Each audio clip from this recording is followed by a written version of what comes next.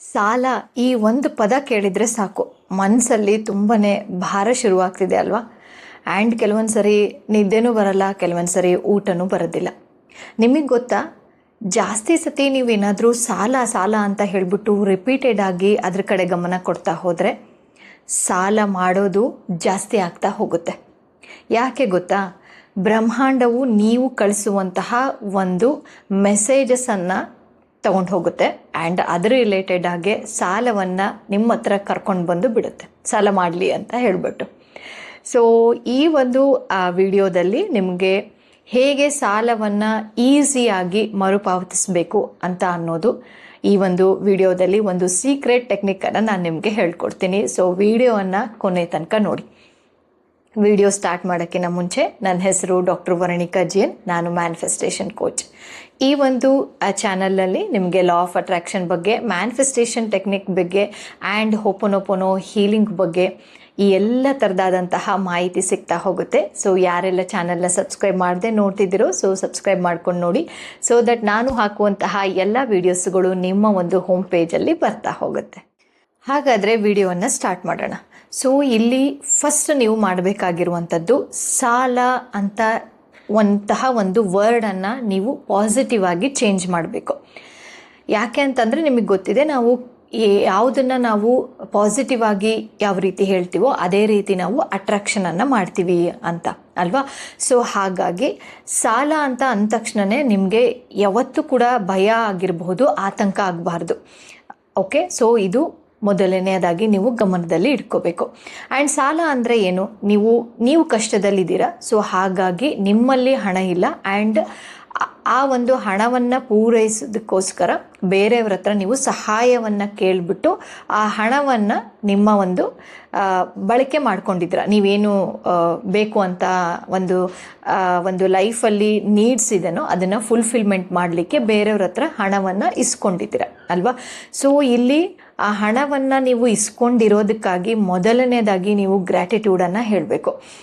So ಅದು ಎಷ್ಟೇ ಸಾಲ ಆಗಿರಲಿ, ಇವಾಗ 5,000 ಆಗಿರಲಿ, 10,000 ಆಗಿರಲಿ, ಲಕ್ಷ ಆಗಿರಲಿ, ಅಥವಾ ಯಾರ ಹತ್ರ ಆದರೂ ಎಷ್ಟು ಬೇಕಾದರೂ ನೀವು ಸಾಲ ಮಾಡಿರ್ಬೋದು. ಅದು ನಿಮ್ಮ ಒಂದು ನೀಡ್ಸಿಗೆ ಆ್ಯಂಡ್ ವಾಂಟ್ಸಿಗೆ. ಅಂದರೆ ನಿಮಗೆ ಯಾವುದೋ ಏನೋ ಒಂದು ಪದಾರ್ಥ ಬೇಕಾಗಿರುತ್ತೆ, ಏನೋ ಒಂದು ಕಷ್ಟಕ್ಕೆ ಬೇಕಾಗಿರುತ್ತೆ, ಅದು ಹಾಸ್ಪಿಟಲ್ ಖರ್ಚಾಗಿರ್ಬೋದು, ಅಥವಾ ನಿಮಗೆ ಏನಾದರೂ ಓದಲಿಕ್ಕೆ ಖರ್ಚು ಮಾಡ್ಕೊಂಡಿರ್ಬೋದು, ಮನೆಗೆ ಸಾಲ ಮಾಡ್ಕೊಂಡಿರ್ಬೋದು, ಫ್ರೆಂಡ್ಸ್ ಹತ್ರ ಎನಿಥಿಂಗ್, ನೀವು ಯಾವುದೋ ಒಂದು ಅಮೌಂಟಿಗೆ ನೀವು ಇಸ್ಕೊಂಡಿದ್ದೀರಾ, ಅದು ನಿಮಗೆ ಹೆಲ್ಪ್ ಆಗಲಿಕ್ಕೆ ಅಂತಲೇ ಬಂದಿರುವಂಥದ್ದು.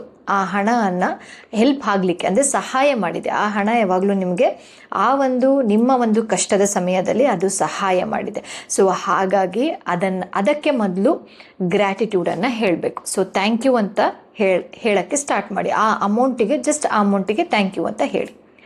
ಆ್ಯಂಡ್ ನೀವು ಈ ಒಂದು ಸಾಲ ಅಂತ ಹೇಳ್ಬಿಟ್ಟು ಏನು ನೆಗೆಟಿವ್ ವರ್ಡ್ ಇದೆನೋ, ಸೊ ಅದ್ರ ಬದಲು ಪಾಸಿಟಿವ್ ವರ್ಡ್ ಆಗಿ ನೀವು ಯೂಸ್ ಮಾಡ್ಬೋದು. ಒಂದೇನು ಅಂತಂದರೆ ಕಮಿಟ್ಮೆಂಟ್ ಆಗಿ ನಾನು ಇಸ್ಕೊಂಡಿದ್ದೀನಿ ಅಂತ, ಅಥವಾ ಬದ್ಧತೆ. ಈ ರೀತಿಯಾಗಿ ಸಾಲ ಬದಲು ಕೂಡ, ಅಂದರೆ ವರ್ಡ್ ಬದಲು ನೀವು ಕಮಿಟ್ಮೆಂಟ್ ಅಂತ ಹೇಳಿಬಿಟ್ಟು ಆ ವರ್ಡನ್ನು ನೀವು ಯೂಸ್ ಮಾಡಲಿಕ್ಕೆ ಸ್ಟಾರ್ಟ್ ಮಾಡಿ. ಆ್ಯಂಡ್ ಯಾವಾಗ ಈ ರೀತಿ ವರ್ಡ್ಸ್ಗಳಲ್ಲಿ ನೀವು ಚೇಂಜ್ ಮಾಡ್ತಾ ಹೋಗ್ತಿರೋ, ಸೊ ವೈಬ್ರೇಷನಲ್ಲೂ ಕೂಡ ಚೇಂಜ್ ಆಗ್ತಾ ಹೋಗುತ್ತೆ ಆ್ಯಂಡ್ ಎನರ್ಜಿ ಕೂಡ, ಅದರಲ್ಲಿರುವಂತಹ ವರ್ಡ್ ಎನರ್ಜಿ ಕೂಡ ಚೇಂಜ್ ಆಗ್ತಾ ಹೋಗುತ್ತೆ.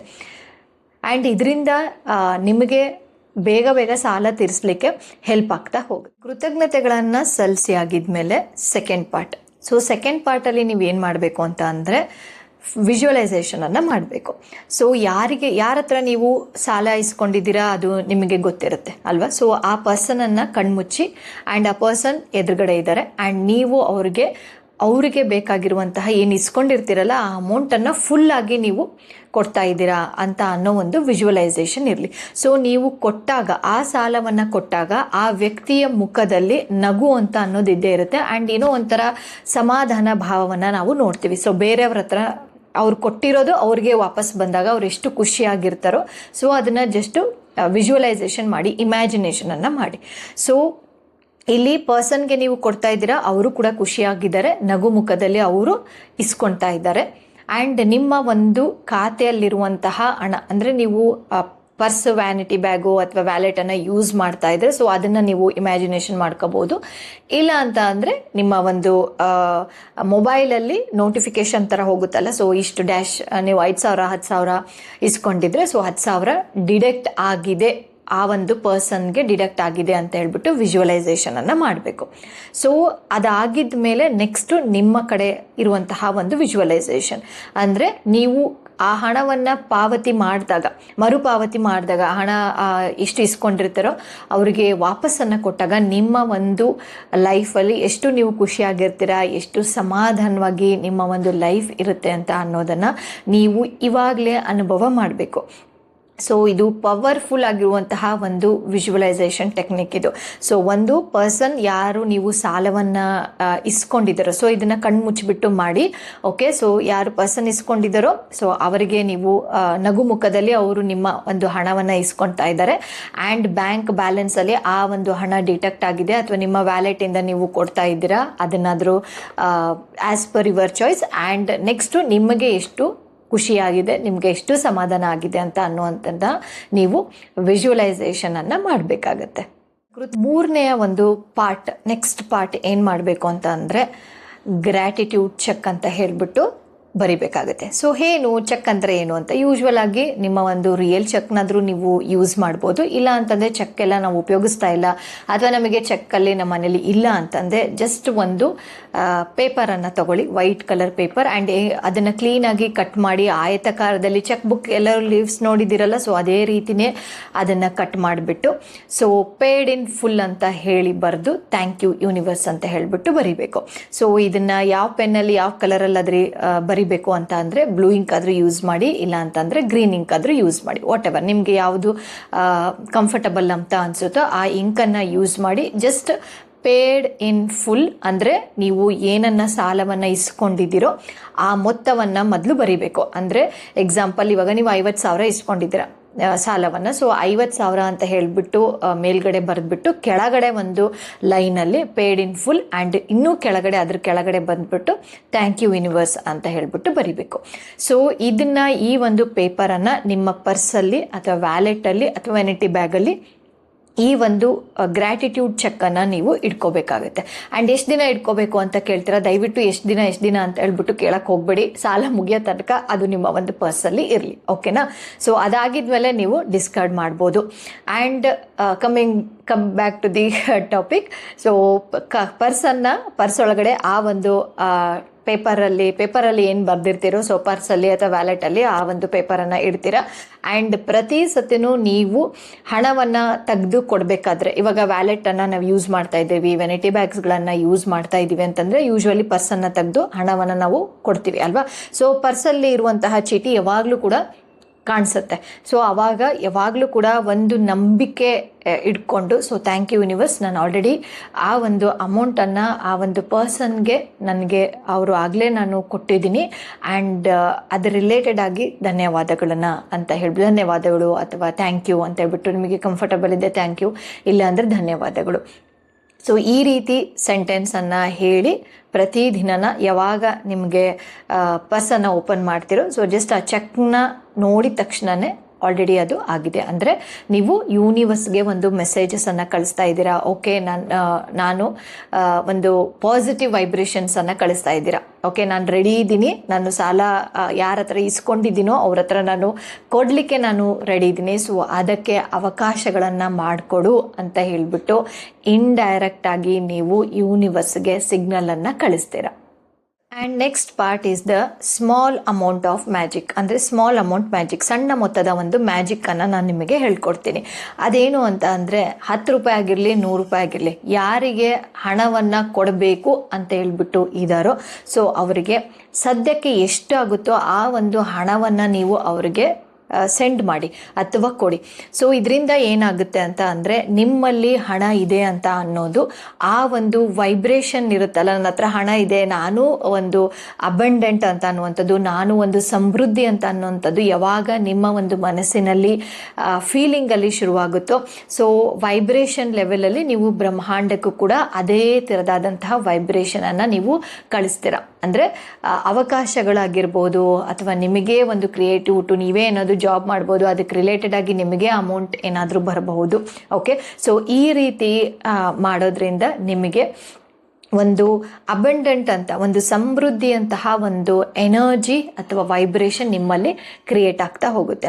ಇಲ್ಲ ನಮಗೆ ತುಂಬ ಜಾಸ್ತಿ ಮಾಡ್ಕೊಂಡ್ಬಿಟ್ಟಿದ್ದೀವಿ, ಈ 100 ರೂಪಾಯಿ 50 ರೂಪಾಯಿ ಎಲ್ಲ ಕೊಟ್ರೆ ಅಂತ ಅಂದರೆ ನಮಗೆ ಅದಕ್ಕೂ ಬ್ಯಾಚೇ ಆಗಲ್ಲ ಮೇಡಮ್, ನೀವು ಹೇಳ್ತಾ ಇರೋದಕ್ಕೂ ನಾವು ಸಾಲ ಮಾಡ್ತಾ ಇರೋದಕ್ಕೂ ಅಂತ ಅಂದಿದ್ರೆ ಆ ಒಂದು ಟೈಮಲ್ಲಿ ಸೊ ಯಾರಿಗಾದ್ರೂ ಬಡವರಿಗೆ, ಓಕೆ, ಪೂವರ್ ಇರ್ತಾರಲ್ಲ, ಸೊ ಟೆಂಪಲ್ ಹತ್ರ ಸಿಗ್ತಾರೆ ನಿಮಗೆ, ಅಥವಾ ಮಾಲ್ಗಳಲ್ಲಿ ಸಿಗ್ತಾರೆ, ಎಲ್ಲೂ ಇಲ್ಲ ಅಂತಂದರೆ ವೇಟರ್ಸ್, ಹೋಟೆಲಲ್ಲಿ ವೇಟರ್ಸ್ ನಿಮಗೆ ಸಿಗ್ಬಹುದು. ಇಲ್ಲ ಅಂತಂದರೆ ಕಾರ್ ಪಾರ್ಕಿಂಗ್ ಮಾಡ್ತಾ ಇರ್ತೀವಿ, ವ್ಯಾಲೆ ಪಾರ್ಕಿಂಗ್ ಮಾಡ್ತಾ ಇರ್ತೀವಿ. ಸೊ ಅವರಿಗೆ ನಿಮಗೆ ಎಷ್ಟು ಅನಿಸುತ್ತೋ ಅವ್ರಿಗೆ ಪ್ಲೀಸ್ ಡೊನೇಷನನ್ನು ಕೊಡಿ. ಸೊ ಇದರಿಂದನೂ ಕೂಡ ಏನಾಗುತ್ತೆ ಅಂತ ಅಂದರೆ ಒಂದು ನಮ್ಮಲ್ಲಿ ಹಣ ಇದೆ, ಇವಾಗ ಸಾಲ ಅಂತ ಅಂದರೆ ಯಾವಾಗಲೂ ಕೂಡ ಸಾಲ ಮಾಡ್ಕೊಂಡಿದ್ದೀನಿ ನನಗೆ ತೀರ್ಸೋಕ್ಕಾಗಲ್ಲ ಅಂತ ಒಂದು ಮೈಂಡ್ಸೆಟ್ಟಲ್ಲಿ ರಿವೈರ್ ಮಾಡ್ಕೊಂಡು ಕೂತ್ಕೊಂಡಿರ್ತೀವಿ ಸಬ್ ಕಾನ್ಷಿಯಸ್ ಮೈಂಡಲ್ಲಿ. ಸೊ ಇದನ್ನು ಬ್ರೇಕ್ ಮಾಡಬೇಕು ಅಂತಂದರೆ ಯಾವಾಗಲೂ ಕೂಡ ಒಂದು ಸಣ್ಣ ಮೊತ್ತವನ್ನು ಅವ್ರಿಗಾದ್ರೂ ಕಳಿಸ್ಕೊಡಿ. ಇಲ್ಲ ನಮಗೆ ನೀವು ಹೇಳ್ತಾ ಇರೋದು ಆ್ಯಂಡ್ ನಾವು ಮಾಡಿರುವಂತಹ ಸಾಲ ತುಂಬ ಅಜಗಜಾಂತರ ಇದೆ, ಅದೆಲ್ಲ ಅಕ್ಸೆಪ್ಟ್ ಆಗಲ್ಲ ಅಂತ ಅಂದರೆ ಯಾರು ಬಡವರು ಇರ್ತಾರೋ ಅವರಿಗೆ 100 ರೂಪೀಸ್ ಕೊಡಿ. ಓಕೆ, 100 ರೂಪೀಸಿಂದ 50 ರೂಪೀಸ್ ನಿಮ್ಗೆ ಎಷ್ಟಾಗುತ್ತೋ ಅಷ್ಟು ಅವರಿಗೆ ದಾನದ ಒಂದು ರೂಪದಲ್ಲಿ ಡೊನೇಷನ್ ಮುಖಾಂತರಲ್ಲಿ ಕೊಡಿ. ಸೊ ಇದರಿಂದ ಏನಾಗುತ್ತೆ, ಅವ್ರಿಗೂ ಕೂಡ ಹೆಲ್ಪ್ ಆಗುತ್ತೆ ಆ್ಯಂಡ್ ನೀವು ಕೂಡ ಒಂದು ವೈಬ್ರೇಷನಲ್ಲಿ ಯೂನಿವರ್ಸ್ಗೆ ನೀವು ಅಬಂಡೆಂಟ್ ಇದ್ದೀರಾ ಅಂತ ಅನ್ನೋ ಒಂದು ಕಂಪನವನ್ನು ನೀವು ಸೃಷ್ಟಿ ಮಾಡ್ತೀರಾ. ಲಾಸ್ಟ್ ಪಾರ್ಟ್ ಏನು ಅಂತಂದರೆ ಆ್ಯಕ್ಷನ್ ಪಾರ್ಟ್. ಸೊ ಎಲ್ಲ ಮಾಡಿಬಿಟ್ಟು ಏನು ಕೆಲಸ ಮಾಡಿಲ್ಲ ಅಂತಂದರೆ ನಿಜವಾಗ್ಲೂ ಏನು ಕೂಡ ಆಗೋದಿಲ್ಲ. ಸೊ ಹಾಗಾಗಿ ನೀವು ಎಲ್ಲರೂ ದುಡಿತೀರಾ, ಸ್ವಲ್ಪನಾದರೂ ದುಡಿತೀರಾ. ಸೊ ಹಾಗಾಗಿ ಮಂತಲ್ಲಿ, ಓಕೆ, ಸೊ ಮಂತಿನ ಒಂದು ಕೊನೆಯಲ್ಲಿ 5% ಅಥವಾ 10% ಅವರಿಗೆ ಅಂತಲೇ ತೆಗೆದುಬಿಡಿ. ಓಕೆ, ಸೊ ಯಾರು ಸಾಲಕ್ಕೆ ಈಸ್ಕೊಂಡಿದ್ದೀರೋ ಸೊ ಅವರಿಗೆ 5% ಅಥವಾ 10% ನೀವು ಕೂಡಿಸ್ಬಿಟ್ಟು ಅವ್ರಿಗೆ ಕೊಡಬಹುದು. ಸೊ ಇದರಿಂದ ಏನಾಗುತ್ತೆ ಅಂತ ಅಂದರೆ ಒಂದೇನು ಅಂತಂದರೆ ಪಾಸಿಟಿವ್ ಆಗಿ ನೀವು ವೈಬ್ರೇಷನ್ಸನ್ನು ಕ್ರಿಯೇಟ್ ಮಾಡ್ತೀರಾ ಆ್ಯಂಡ್ ಇದರಿಂದ ಶಿಸ್ತು ಅಂತ ಅನ್ನೋದು ಬರ್ತಾ ಹೋಗುತ್ತೆ, ಒಂದು ಡಿಸಿಪ್ಲಿನ್ ಅಂತ ಅನ್ನೋದು ಮೇಂಟೈನ್ ಆಗ್ತಾ ಹೋಗುತ್ತೆ. ಲೈಫಲ್ಲಿ ಶಿಸ್ತುಬದ್ಧವಾಗಿ ಜೀವನವನ್ನು ನಡೆಸ್ತಾ ಇದ್ದೀರಾ ಅಂತ ಹೇಳಿಬಿಟ್ಟು ಒಂದು ಬ್ರಹ್ಮಾಂಡಕ್ಕೆ, ಒಂದು ಯೂನಿವರ್ಸಲ್ ಎನರ್ಜಿಗೆ ಕಳಿಸ್ತೀರಾ. ಓಕೆ, ಸೊ ಇದರಿಂದ ಯೂನಿವರ್ಸ್ ಏನು ಮಾಡುತ್ತೆ ಅಂತಂದರೆ ಓಕೆ ಇವರು ಪ್ರಾಮಾಣಿಕವಾಗಿ ಇದ್ದಾರೆ ಆ್ಯಂಡ್ ಒಂದು ಡಿಸಿಪ್ಲಿನ್ ಅನ್ನೋ ಲೈಫನ್ನು ಅವರು ಅಳವಡಿಸ್ಕೊಂಡಿದ್ದಾರೆ ಅಂತ ಅನ್ನೋ ಒಂದು ಸತಿ ಮೆಸೇಜ್ ಹೋಯ್ತು ಅಂತ ಅಂದರೆ ಯೂನಿವರ್ಸ್ ನಿಮಗೆ ಖಂಡಿತವಾಗ್ಲೂ ಕೂಡ ಒಂದು ಅವಕಾಶಗಳನ್ನು, ದುಡಿಮೆ ಮಾಡುವಂತಹ ಅವಕಾಶಗಳನ್ನು, ಅದಕ್ಕೆ ನೀವು ಏನು ಸಾಲ ಮಾಡಿರ್ತೀರೋ ಅದಕ್ಕೆ ತೀರಿಸುವಂತಹ ಒಂದು ಶಕ್ತಿಯನ್ನು ಪ್ಲಸ್ ಅವಕಾಶಗಳನ್ನು ಖಂಡಿತವಾಗ್ಲೂ ಕೂಡ ನಿಮ್ಮ ಲೈಫಲ್ಲಿ ಅದು ತಂದುಕೊಡುತ್ತೆ.